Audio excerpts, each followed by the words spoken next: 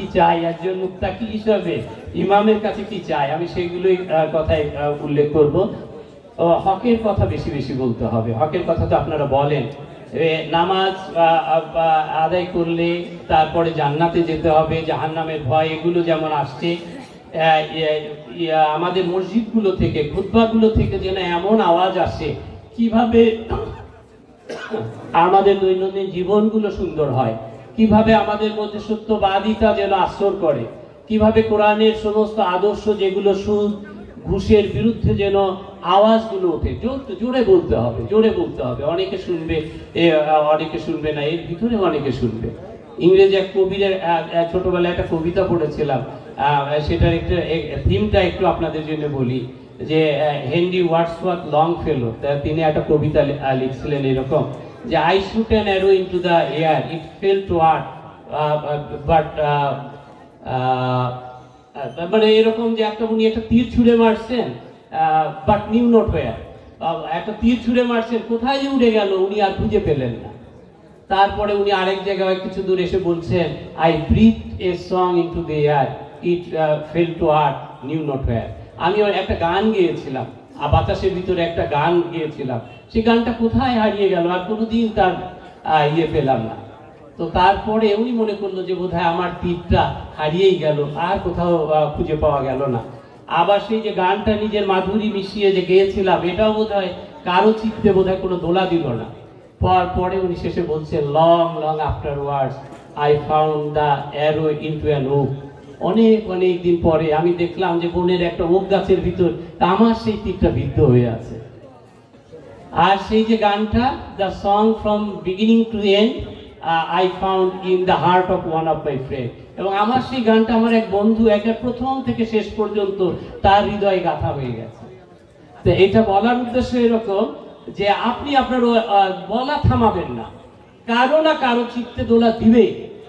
আল্লাহর হকের কথা কার কাছে আল্লাহ পৌঁছে দিবেন, কার যে এটা জীবন বদলাই দিবে আপনি জানেন না, আপনি জানেন না। হ্যাঁ, আপনি কেউ এগুলোর হয়তো খবর রাখবো না, কিন্তু আমরা নিরুৎসাহিত হব না, বলতে হবে। এবং ইমানের তেজ দিয়ে আমরা আমাদের কথাগুলো বলতে হবে।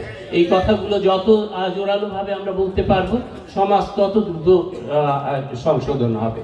আমরা জানি আমাদের ইমামদের পে স্ট্রাকচার কি, তারা কত রকমের ধমকানি, শাসানি, কত রকমের এর মধ্য দিয়ে তাদেরকে তাদের পদটা টিকিয়ে রাখতে হয়, কি রকমের আনুগত্য করতে হয়। তারপরে এর মধ্য দিয়ে আপনারা যে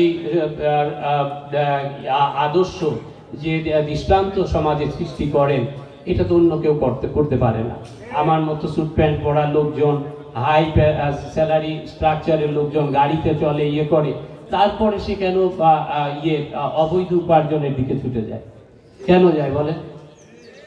তার কিন্তু জ্ঞান গরিমা কোনো কিছুর অভাব নাই। সে জানে তাকে যদি বলতে দেন দুর্নীতির বিরুদ্ধে কথা বলতে, উনি মাইক ফাটায় ফেলবেন, কোনো অসুবিধা নেই, অনেক তাত্ত্বিক কথা বলবেন। হ্যাঁ, কিন্তু দেখবেন যে ওই ব্যক্তি নিজের হাতটাকে সম্বরণ করতে পারছে না, নিজের লোকটাকে সম্বরণ করতে পারছে না। আসল শিক্ষাটা তার ভিতরে নাই, যেটা আপনি ধারণ করেন, যেই কোরআনের শিক্ষা ধারণ করে আপনি আপনার জীবনে প্রতিফলন ঘটানোর চেষ্টা করেন, সেটা তার মধ্যে নাই। আর একটা আবেদন আপনাদেরকে করবো হুজুর, সেটা হচ্ছে যে ইসলামের অনেক রকমের, যে আমার আগে অনেক চিন্তাবিদ যারা তারা বলেছেন, ছোটখাটো যে ইয়েগুলো আছে, বিচ্যুতি আছে, মতদ্বৈততা আছে, সেগুলো আমরা একটু এড়িয়ে যাই। ইসলামকে নিয়ে নানা রকমের ষড়যন্ত্র হয়েছে, নানা সময় নানাভাবে এটাকে ডিস্টর্টেড করার, এটাকে বিকৃত করার চেষ্টা চলেছে ইসলামের ইয়েগুলোকে। আমরা বেসিক জায়গাগুলোর উপরে জোর দিতে থাকি,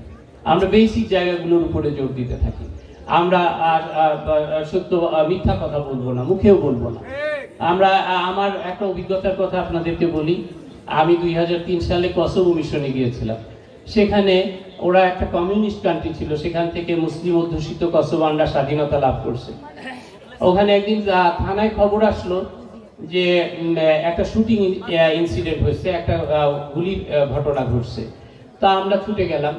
যাওয়ার পরে যে দেখলাম যে বাড়িতে একজন লোক বসে আছে, যে জায়গায় শুটিংটা হয়েছে, গুলিটা করা হয়েছে, ওখানে একতাল রক্ত।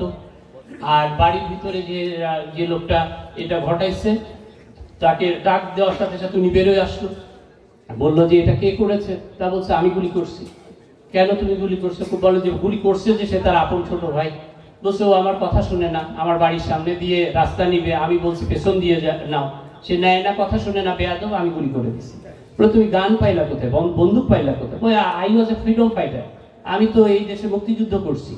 তো মুক্তিযুদ্ধ করছো, তুমি ইয়ে দাও নাই, বন্দুক জমা দাও নাই? বলে আমার 3টা ছিল, রেখে 47 ছিল, একটা সেটা রেখে দিছি, আর 2টা জমা দিয়ে দিচ্ছি। তো জমা দিয়ে দিচ্ছ, ভালো, তো গুলি পাইলা কই? গুলির আমার কোনো অভাব নাই, ওই তুমি আমার আস্থা বলে ওখানে যাও। আমরা যে দেখলাম যে 2-3 বস্তা AK-47 গুলি হয়ে গেছে। তো বাংলাদেশে তো এটা, আমি নতুন পুলিশ অফিসার, এসপি মানুষ, আমার কাছে অবাক লাগছে, আমার এটা হয় নাকি? একটা লোক গুলি করছে, স্বীকার করতেছে, আবার কোথায় গুলি দিল, তারপর আমি পুলিশ বললো যে now you are under arrest. সে 2 হাত আগায় দিল, যে সে বাধ্য অনুগত শিশুর মতো সে 2 হাত আগায় দিল। তো এই ভাবে আমরা নিয়ে আসলাম তাকে, সে আসলো, থানায় আসলো, স্টেটমেন্ট দিল। 2-3 দিন পরে দেখি যে ওই লোকটা এই শহরের সিটি সেন্টার দিয়ে ঘুরতেছে আমার সাথে। আমি আমার ফ্যামিলি ছিল ওই মিশনে। তা আমি বুঝতে পারি না যে একটা লোক অ্যাটেম্পট টু মার্ডারের আসামি, তো সে কি হবে নাকি? তো দেখে আমার দেখেছে, ছুটে চলে আসে, তুমি কেমন আছো? তা বললো তুমি এখানে কি? বলে আমার কোর্ট জামিন দিয়ে দিছে। অবাক কাণ্ড, মানে কোর্টও তারে জামিন দিয়ে দিছে, বলে এখন আমার ট্রায়াল হবে, আমি বিচারের সম্মুখীন। আমি যেই কারণে বলতেছি যে দেখেন, একটা লোক খুন করার মতো কাছাকাছি একটা ঘটনা ঘটছে, মিথ্যা কথা বলছে। আমার বাংলাদেশের চিন্তা করেন, আমাদের মতো এই শিক্ষিত লোকগুলোর কথাই চিন্তা করেন। অনেক সময় একেবারে কারণে তো আমরা মিথ্যা কথা বলি, অকারণে সামান্য একটু বাহাদুরি পাওয়া যাবে, এ কারণে আমরা মিথ্যা কথা বলি।